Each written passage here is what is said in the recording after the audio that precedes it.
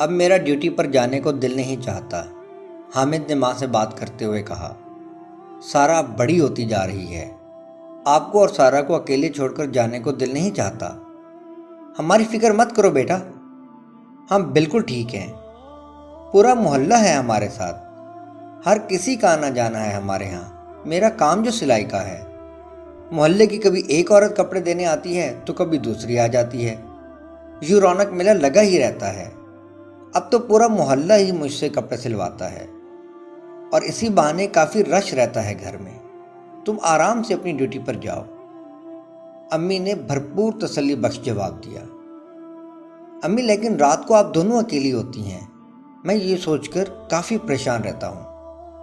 گلی میں جو نئے لوگ آئے ہیں ان کے لڑکے مجھے ٹھیک نہیں لگتے، شکل سے ہی آوارہ لگتے ہیں۔ بیٹا تم ہمیں اللہ کے سپرد کر جاؤ، باقی اللہ جانے اور اس کے کام۔ بس تم جاؤ، اب ملک کو تمہاری ضرورت ہے۔ ٹھیک ہے امی، لیکن سارا کا بہت خیال رکھیں، اسکول کے بعد اسے گلی میں ہرگز نہیں جانے دیں۔ میں فون کرتا رہوں گا، اپنا بہت خیال رکھنا میرے بیٹے۔ اللہ حافظ امی جان، زندہ رہا تو جلد واپس آؤں گا۔ میں آپ کو اللہ کے حوالے کر کے جا رہا ہوں۔ ویسے آج کل کے جو حالات جا رہے ہیں، دل تو یہی چاہتا ہے سب کچھ چھوڑ کر گھر بیٹھ جاؤں، اپنی چھوٹی سی بہن کو دنیا بھر کی غلیظ نظروں سے بچا لوں، حامد نے کہا اور دکھی دل سے ٹرین پر سوار ہو گیا۔ آمنہ بیگم محلے بھر کے کپڑے سی کر سارا اور حامد کے اخراجات پورے کرتی۔ یہ سچ تھا کہ محلے میں کچھ نئے لوگ آئے تھے اور کچھ لڑکوں کی آئے دن شکایات سننے کو بھی ملتی رہتی تھی۔ آمنہ بیگم سارا دن سلائی کا کام کرتی رہتی، سارا اسکول سے اکیلی واپس آ جاتی۔ پچھلے کئی دنوں سے سارا نوٹ کر رہی تھی کہ محلے کے کچھ لڑکے اس کا پیچھا کر رہے تھے، لیکن ڈر کے مارے امی کو بتا نہیں پا رہی تھی۔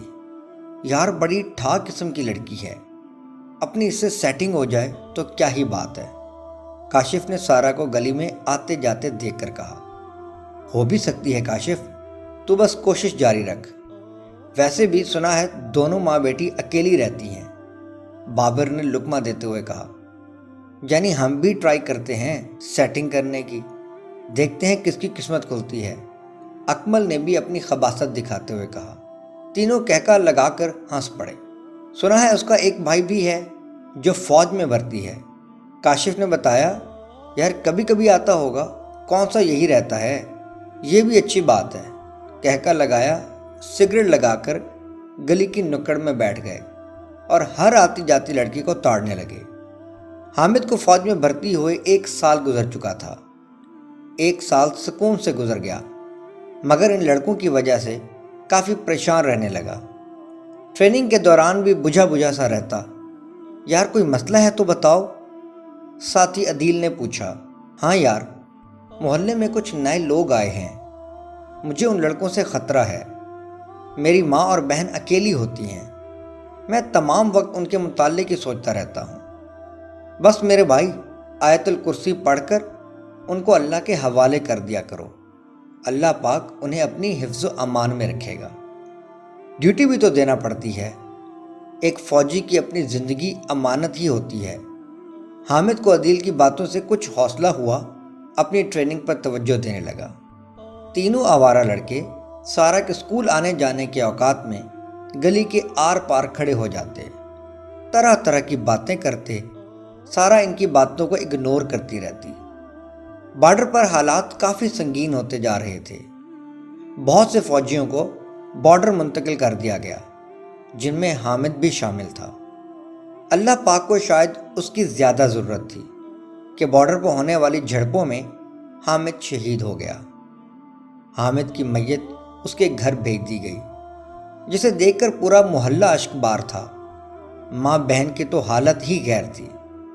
حامد کو فوجی اعزاز سے سپرد خاک کیا گیا، پورا محلہ اس دکھ میں شریک تھا، تعزیت کرنے والے کئی دن تک آتے رہے۔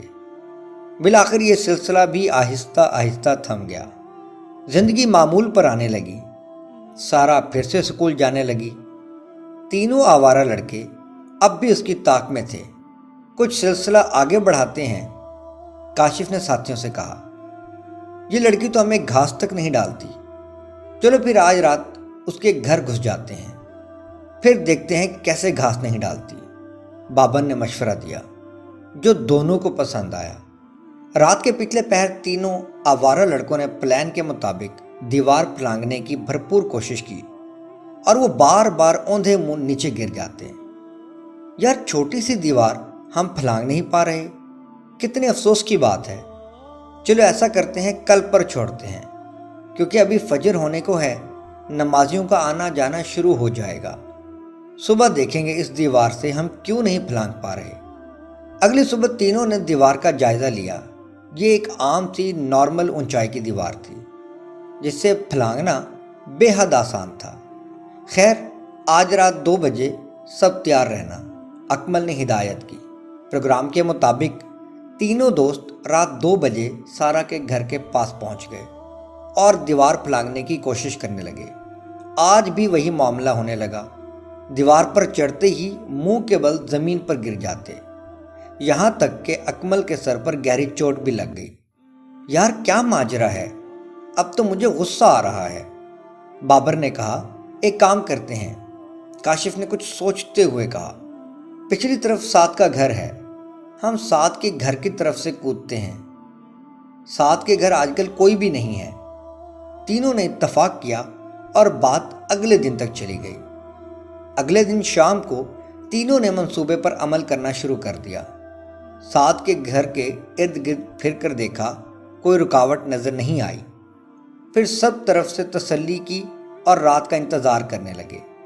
साद के घर वाले आजकल घर नहीं थे, लिहाजा उन्हें साद के घर की छत पर पहुंचने में कोई दिक्कत नहीं हुई। रात के पिछले पहर तीनों बिल आखिर सारा के घर की पिछली जानिब को कूद पड़े। तीनों अपनी कामयाबी पर खुश हो गए। दमे कदमों चलते हुए सामने की तरफ जैसे ही पहुंचे, उनकी आंखें खौफ से फैल गईं। जिस्म से ताकत खत्म होती हुई महसूस हुई। पाँव मन भर के महसूस होने लगे। वो भागकर वापस जाना चाहते थे, मगर पाँव जमीन पर धंस चुके थे। तीनों ने एक अजीबो गरीब मंजर देखा। हामिद मुकम्मल सफ़ेद लिबास में मलबूस अपने घर के कच्चे सहन में दीवार के साथ लगे स्टैंड पर रखे हुए घड़ों में पानी भर रहा था। कुछ पानी उसने दीवार पर गिराया और फिर पूरे सहन में पानी का छिड़काव किया। फिर उसने जंगले में रखी मुर्गियों को दाना डाला। घर के मरकजी दरवाजे से अंदर गया, जो देखने में बंद था। कुछ देर में उन्हीं बंद दरवाजों से बाहर वापस आ गया। तीनों खौफ से थर थर कांपने लगे। उनके पांव आधे जमीन में धंस चुके थे। कुछ ही देर में फजर की अजान शुरू हो गई। नमाजियों के आने जाने का वक्त शुरू हो गया। सारा की माँ हस्बे मामूल बाहर आईं और नमाज अदा करने लगी। नमाज के बाद माँ जी की नज़र तीनों आवारा लड़कों पर पड़ी। उन्होंने झट से दरवाज़ा खोला और मोहल्ले वालों को मदद के लिए पुकारा। पूरा मोहल्ला इकट्ठा हो गया। सब ने खूब लान तान की और घर से निकल जाने को कहा। तीनों के पांव सूजकर फूल चुके थे कि चलने के काबिल ना रहे। मोहल्ले वालों ने उन्हें 4 पाइयों पर डालकर उनको घरों तक पहुंचाया। तीनों की आवाज़ हमेशा के लिए बंद हो चुकी थी। ऐसी इबरतनाक सदा देखकर पूरा मोहल्ला उनकी इस कैफियत पर हैरान था। सिर्फ एक माँ जी मुस्कुरा रही थी, क्योंकि वो बहुत पहले ही जानती थी कि हामिद की ड्यूटी अल्लाह पाक ने इसी घर में लगा दी थी। जब अल्लाह के सुपुर्द करोगे, अल्लाह खूब निभाता है। चाहे इंसान भूल जाए, लेकिन अल्लाह पाक की ज़ात कभी गफलत नहीं होने देती। जब भी घर से निकलें, खुद को अल्लाह के सुपुर्द कर दिया करें और मुतमईन रहा करें। बेशक अल्लाह दिलों का राज जानता है। शुक्रिया।